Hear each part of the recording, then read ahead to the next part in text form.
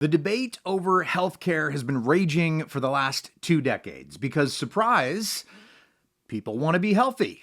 And new questions have recently been raised with the nomination of Robert F. Kennedy Jr. as Secretary of Health and Human Services and his goal to make America healthy again. The idea of making America healthy again overall, I think he's going to have a lot of support behind something like that. I don't know what it means exactly, but the idea that we spend in this country $4.5 trillion on healthcare, and we have some of the worst outcomes in the developed world, is something that a lot of people seize onto as well. Sanjay Gupta is right, and the government has been getting bombarded with criticism lately for wild spending on things with dubious importance at best. $2.7 million studying cats running on treadmills, $12 million on how monkeys sleep while they're on meth, $1.8 million on monkeys gambling. $350,000 grant to study smart toilets, whether seatbelts and helmets were effective for saving lives in Ghana. Can I just go ahead and answer that question for free? They save lives. $2.3 million injecting beagles with cocaine. $700,000 to study how male parrots attract their mate. We spent $118,000 to study if a metal replica of Marvel Comics' evil warlord Thanos could snap his fingers. They apparently hired some dude to wear metal gloves and then try to snap his fingers. Okay, all that sounds crazy, and I did zero research into each one of those, so who knows? But the point is, people are on a mission to crack down on wasteful spending, and it's not just Trump supporters. Health is a bipartisan issue that should help bring both sides together. I think we all want to know how we're throwing so much money at public health and making it worse. And how will RFK Jr. actually make America healthy again and increase our longevity? We want to explore some of the debate and speculation, and we wanted to challenge ourselves to consider 2 questions. Can we cut through some of the controversy around RFK Jr.? And how do his goals align with our own? Welcome to Longevity Science News. I'm Emmett Short, and anytime there's a controversy about health and longevity, it revs up my curiosity. With all of the conflict around RFK's nomination, it's hard to separate what's actually about health from what's just hype. First, we need to recognize the cabinet position itself. Remember, this is a role so important that most people can't even name the current HHS secretary. Hi, I'm Javier Becerra, Secretary of the Department of Health and Human Services. Nice to meet you. So, RFK Jr. could be taking over for that guy. And in the last 4 years, can you name any ways that Secretary Becerra has impacted your health choices?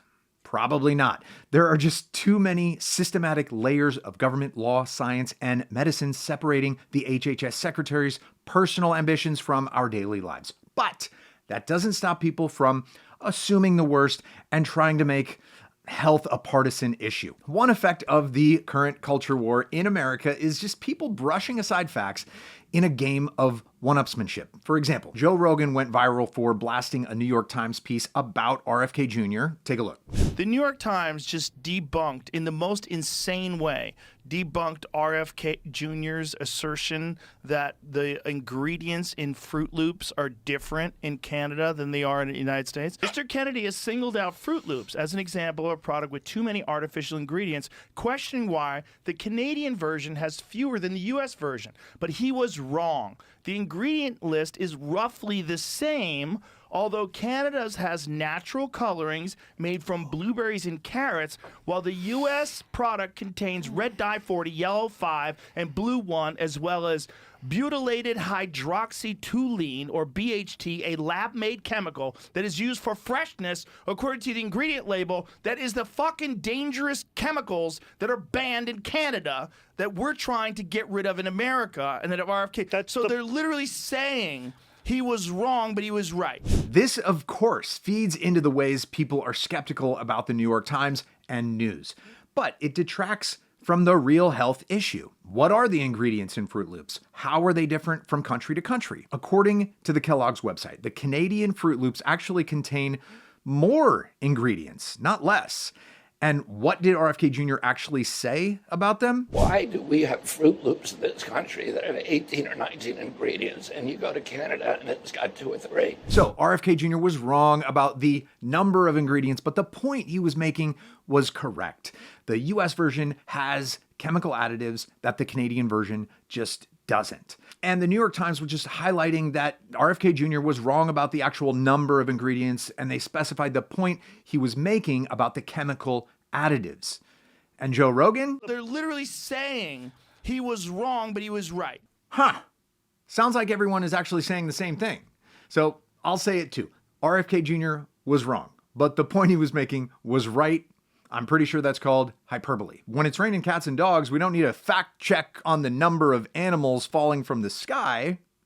Even if the statement isn't correct, the general point is understood. We're all on the same team. RFK Jr., the New York Times, Joe Rogan, me. None of us want weird chemicals in our food. So why are the chemicals in there? Here's Dr. Darren Detweiler on News Nation Now, highlighting one of the key problems. In the United States, we have a program called Generally Regarded as Safe, where the industry determines what ingredients they have their own scientists determine that are safe. Though the FDA oversees this, it is essentially the industry that determines what is safe and what is not safe. And if they're questioned about it, in most cases, they use corporate private information as a loophole in terms of not being able to share that information about how did they come up with that information, how did the scientists determine this, or even what ingredients are involved. So apparently it's perfectly legal for a corporation to potentially poison food for at least a substantial period of time before the government can even attempt to address the problem. Can RFK Jr. find a way to undermine GRAS protocol and hold these corporations accountable for their secretive practices? That would be great. Clean, safe food seems like a nonpartisan issue, right? Let's let the man cook. He also wants to extend government oversight to make sure children in school have healthy food in their cafeterias. He doesn't want the next generation raised on ultra-processed meals. Sounds good. It's not just food. He wants human health put ahead of corporate interests when it comes to everything from pollution to pharmaceuticals. Check out his take on Ozempic. In our country, they're counting on selling it to Americans because we're so stupid and so addicted to drugs. That might sound extreme, but it does reflect the attitude of many Americans about how large corporations take advantage of the American public. Now, if RFK Jr. is looking to fight a battle that people want him to fight, a battle on behalf of transparency, choice, and health, why is there so much pushback? 2 words: fluoride and vaccines. First off, fluoride actually occurs naturally in water all over the planet. That's because fluorine is the 13th most abundant element in the Earth's crust. When fluorine interacts with minerals in soil or rocks, its atoms gain electrons, becoming negative ions and transforming into a fluoride ion. Some places have more fluoride in the water than others, and while some places add fluoride to their water supply, other places do not. Colorado Springs has so much fluoride, they import water to mix with their natural supply in order to dilute the concentration of fluoride. The recommended levels of fluoride is set by the Environmental Protection Agency, which does not operate under the control of Health and Human Services. And the EPA just makes a recommendation because fluoride content in the water supply varies from place to place. A federal law probably just wouldn't be very functional. Instead, it's an issue that gets decided at the local level. So I can almost guarantee you that RFK Jr. will not have any effect on the fluoride in your local water supply. Now, probably the biggest concerns about RFK Jr. in any health-related position is his history of skepticism with vaccines. But he does consistently say that he is not anti-vax. I believe if people want a vaccine, that they should be able to get it. I'm not anti-vaccine. What I say is that... Well, people think you are. Well, I know, but that's because I'm called that because it's a way of silencing me. But I have said for 17 years, I'm not anti-vaccine. I just want good science. I want people should be able to make informed choices. Everyone from John Oliver to Anthony Fauci has publicly lambasted RFK Jr.'s position on vaccines. Instead of harping on it, I just want to reiterate something similar to what I said about fluoride. Vaccine mandates also determined at the local level. On a federal level, the Secretary of HHS can only make a recommendation, okay? So, of course, there can be consequences as a result of that recommendation. Like, hypothetically, if RFK Jr. were to take an extreme anti-vax stance as Secretary of HHS, it could cause insurance companies to stop covering the cost of vaccines. Meanwhile, at the local level, a school that requires vaccination for students would still maintain that requirement, but instead of being vaccinated at no cost under the Affordable Care Act, vaccines would need to be paid for out of pocket. Again, they would still need to be vaccinated, but they wouldn't get it for free. We can just assume that kind of policy would not be very popular and won't last very long. And look, that's an extreme example, and it's unlikely. So in a world of sound bites and out of context gotcha moments, it's very easy to find clips where RFK seems to be anti-vax when in reality, he's just voicing skepticism. It's the same skepticism that he has about the chemicals in fertilizer and Fruit Loops. He's skeptical across the board. That's kind of his deal. In health and science, skepticism is a crucial quality. Here's a 28-year-old clip of the legendary Carl Sagan explaining why. Science is more than a body of knowledge. It's a way of thinking, a way of skeptically interrogating the universe with a fine understanding of human fallibility. If we are not able to ask skeptical questions, to interrogate those who tell us that something is true, to be skeptical of those in authority, then we're up for grabs for the next charlatan, political or religious, who comes ambling along.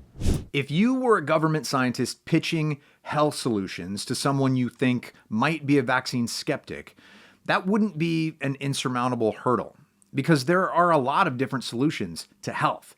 Right now, the National Institute of Health has a program that aims to use biomarkers to prevent, diagnose, and treat illness, but in a non-invasive way, using AI. The Bridge to AI program started in 2022.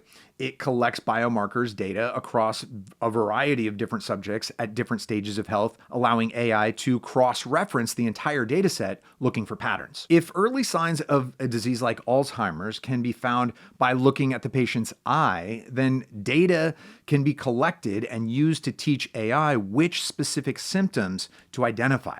Another biomarker they're researching is the human voice. Voice data could be a breakthrough method for AI to diagnose medical issues simply through the sound of your own voice.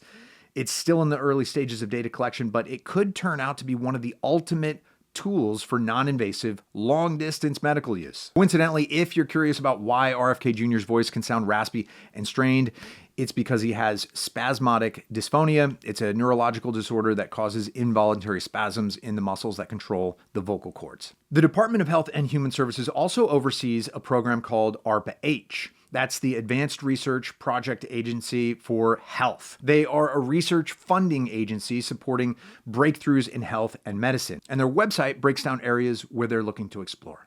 The BREATHE program, Building Resilient Environment for Air and Total Health, is focused on technology that could improve air quality to ensure indoor air is always healthy.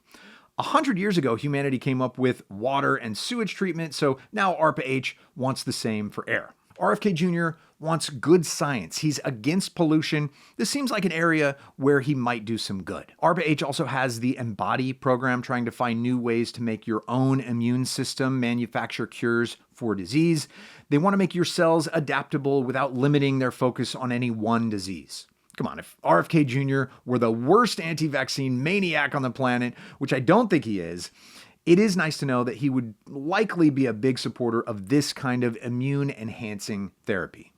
There are so many possibilities for new futuristic health research. Go over to arpah.gov and check out the projects they're hoping to fund. Maybe you have a solution that they're looking for, and maybe RFK Jr. will sign the check to fund you. Also, we did a whole video on ARPA-H a while back, and you can check that out by clicking here or in the link in the description. Bring on the new tech, right? When it comes to health, We all have the same goal. People want to be healthy, and they want to live in a country full of people who are also healthy. Fortunately, the metrics for success are pretty easy to monitor. I mean, when it comes to both health and lifespan, everyone understands which numbers need to go up and which numbers need to go down, right? So according to the American Public Health Association, we rank 34th in life expectancy, and nearly 50% of Americans suffer from preventable chronic disease. And even though Americans consume the most calories of any other nation, 37% of American adults eat vegetables less than twice a day. One 2024 Global Health Index of 183 countries measured health based on 10 factors: life expectancy, blood pressure, blood glucose, obesity, depression, happiness, alcohol use, tobacco use, inactivity, and government spending on healthcare. The United States was ranked 66th. Now, to be clear, the United States is the best country in the world. Don't get it twisted. There just happen to be 65 other countries where, on average, the citizens live healthier lives. Yes, we're the best, but if health is wealth, we're 66th. And if the numbers don't move in the right direction, the Secretary of Health and Human Services has to answer for them. It's not a subjective job. It's a scientific job based on data. And we should trust that the end goal is the result of not one person, but a lot of people working together. Okay, that's it for this episode. Please like, comment, and subscribe if you're interested in how government could change as a result of a longer human lifespan. We tackled that in a video a few months ago, so be sure to check that out if you haven't done so already. And I'll see you next time.